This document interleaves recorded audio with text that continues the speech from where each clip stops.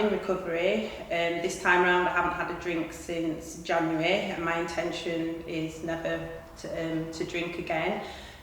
So part of that is making sure that I'm accessing services and courses and support and everything to make that something that can happen. I was working throughout the whole time and everything, wasn't taking any sick days off and everything. I kind of was maybe able to fool myself that I wasn't dependent, that I was still just a heavy drinker.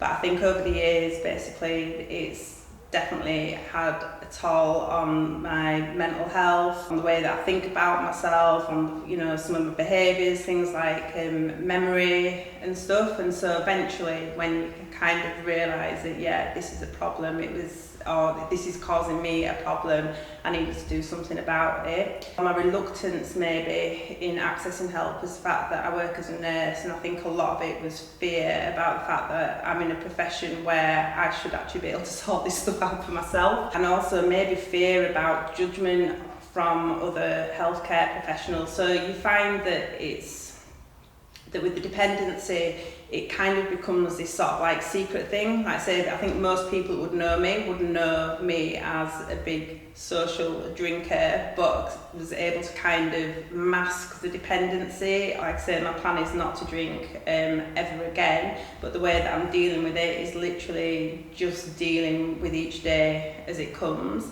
making sure that I'm surrounded by good support, which obviously I had through Forward Lees, and I'm also now getting through 5 Ways, making sure that I'm accessing courses to kind of maybe look at the sort of like the underlying like emotional stuff that I've maybe not dealt with, or that drinking allowed me to ignore. Because I think what I used to really like about drinking was not being with it, being out of it, not having to think anymore, and I think it meant that I managed to suppress a lot of stuff, which and then because you're not feeling great about yourself, you drink to make yourself feel better, and it just becomes this sort of like circle.